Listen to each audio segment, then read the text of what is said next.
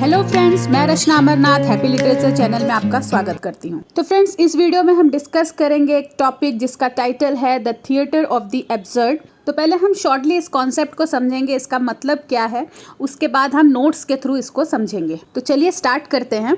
So first let us understand a dictionary meaning of absurd. एक general meaning क्या होता है अपसर्ड का?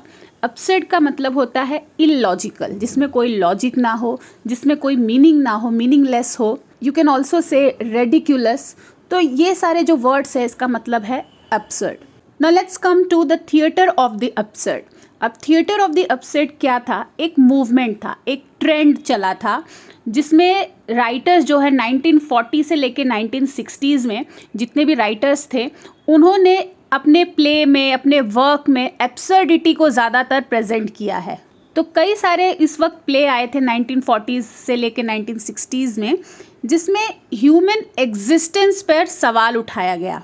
ये बताया गया कि जो ह्यूमन एग्जिस्टेंस है वो इलॉजिकल है, मीनिंगलेस है, रेडिकुलस है। और ये रिएक्शन स्पेशली कब आया? वर्ल्ड वॉर्स के बाद, जो 2 वर्ल्ड वॉर्स हुए थे उसके बाद। तो जो राइटर्स थे उनका जो एक्सपीरियंस था, लोगों को जब देखे उन्होंने, कि तब उनको समझ में आया कि जो ह्यूमन एग्जिस्टेंस है वो कुछ नहीं है, एक्चुअली मीनिंगलेस है। जो ह्यूमंस पैसे के लिए भागते हैं, करियर के लिए भागते हैं, ये सोचते हैं कि हम कुछ हैं, हमारा कोई वैल्यू है, एक्चुअली में वो लोग कुछ नहीं है, वो लोग मीनिंगलेस हैं। एक वॉर हुआ, सब कुछ ख़त्म। एक नेचुरल कैलामिटीज़ आया, सब कुछ ख़त्म। तो इस मूवमेंट में एक्चुअली में क्या फोकस किया गया है? That human existence is meaningless, human existence is illogical. तो इस मूवमेंट से इंस्पायर्ड होकर जो भी राइटर्स थे, ऑथर्स थे, जिन्होंने अपने प्लेस को लिखा, अपने वर्क को लिखा, उनके वर्क को देखकर इवन ऑडियंस भी शॉक्ड हुई, क्योंकि उन्होंने इससे पहले ऐसा स्ट्रेंज प्ले या फिर वर्क को कभी नहीं देखा था। तो ऑडियंस ने ऐसे सारे प्लेस को नाम दिया एंटी प्लेस, मतलब जो अलग था, अपोजिट था। लेकिन इस मूवमेंट को, इस कॉन्सेप्ट को क्लियरिफाई करने के लिए, प्रॉपरली डिफाइन करने के लिए मार्टिन एशलिन ने एक टर्म कॉइन किया, वो था the theatre of the absurd. चलिए अब देखते हैं इसके क्या फीचर्स होते हैं, मतलब क्या कैरेक्टरिस्टिक्स हैं the theatre of the absurd का। एब्सर्डिटी किस तरीके से प्रेजेंट किया गया है?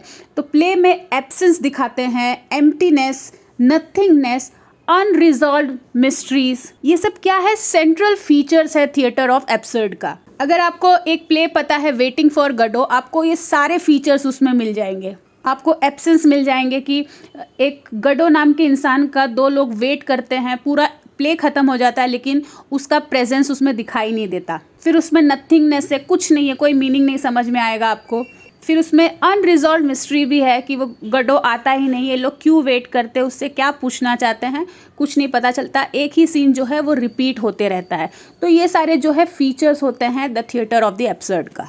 तो आई होप ये टॉपिक आपको क्लियर हो गया हो, मतलब समझ में आ गया हो। हम डायरेक्ट नोट्स देखेंगे। The theatre of the absurd is a movement made up of many diverse plays, most of which were written between 1940 and 1960। तो आपको ये डेट थोड़ा सा डिफरेंट भी मिल सकता है, 1950 से 1960, तो ज़्यादा डिफरेंस नहीं है, मतलब 1940s के आसपास ये शुरू हुआ था movement. The theatre of the absurd is a term coined by critic Martin Esslin in his essay theatre of the absurd. तो ये टर्म किसने कॉइन किया था? मार्टिन एशलिन ने। The term is used for the work of number of playwrights which were written by number of primarily European playwrights in late 1950. The plays focus largely on ideas of existentialism and express what happens when human existence lacks meaning or purpose and communication breaks down. तो जो theatre of the absurd से inspire होके जो भी play लिखा गया था वो लार्जली किस आइडिया पे डिपेंडेंट था? एग्जिस्टेंशियलिज्म पे। एग्जिस्टेंशियलिज्म क्या है? ये एक फिलोसफिकल इंक्वायरी है which studies the issues related to human existence, मतलब ह्यूमन एग्जिस्टेंस से रिलेटेड जो भी इश्यूज है, जो भी प्रॉब्लम है, उसके बारे में फिलोसफिकल इंक्वायरी को क्या कहते हैं? एग्जिस्टेंशियलिज्म। कि ह्यूमन का जन्म क्यों हुआ, उसका क्या पर्पस है, क्या मीनिंग है। The structure of the plays is typically a round shape with the finishing point the same as the starting point. तो देखा जाए तो फिर हमारा जो लाइफ है वो भी एक राउंड शेप की जैसे है। हम जन्म लेते हैं, स्ट्रगल करते हैं, बड़े होते हैं, फिर लास्ट में हमारा भी एंड हो जाता है, वहीं चले जाते हैं जहाँ से हम आए हैं। तो ऐसे जो प्लेस थे जो एब्सर्डिटी को प्रेजेंट करते थे, ये सारे प्लेस का कैसा स्ट्रक्चर था, राउंड शेप। जिस पॉइंट से वो स्टार्ट होते थे वहीं पर एंड होते थे, जैसे कि वेटिंग फॉर गडो में दिखाया गया है।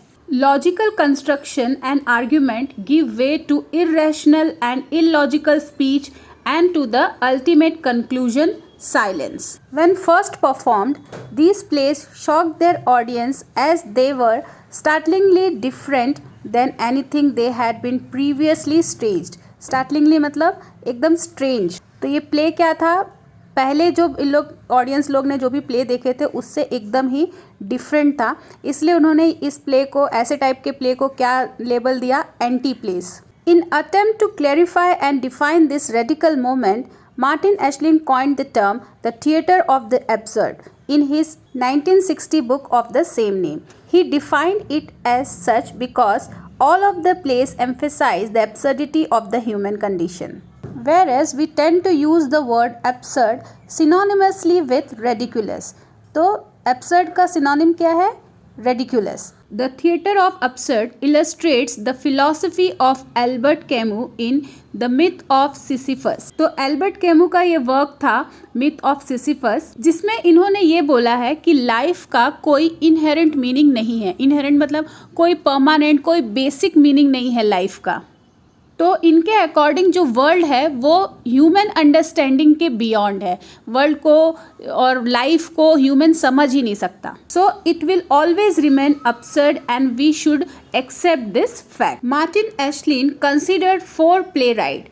मार्टिन एशलिन ने 4 प्लेराइट्स को कंसिडर किया है जो एब्सर्डिस्ट थिएटर से बिलोंग करते थे, जिसमें है Samuel Beckett, Eugene Ionesco, Arthur Adamov and Jean Genet. Now let's see the main characteristics of the theatre of absurd. Life is essentially meaningless, hence miserable. There is no hope because of inevitable futility of man's effort. Reality is unbearable unless relieved by dreams and illusions. Man is fascinated by death, which permanently replaces dreams and illusions. There is no action or plot. Very little happens because nothing meaningful can happen. The final situation is absurd or comic. Absurd drama is not purposeful and specific as it solves no problems. It is like an abstract painting which is supposed not to convey a definite meaning. तो friends, इस video में बस इतना ही। I hope ये topic आपको clear हो गया हो। अगर आपको ये वीडियो अच्छा लगा है तो प्लीज़ इसे लाइक कर दीजिए, चैनल को सब्सक्राइब कर लीजिए। और आपसे एक न्यूज़ भी शेयर करना है कि हैप्पी लिटरेचर ने ब्रिटिश ड्रामा पर एक बुक भी लॉन्च किया है।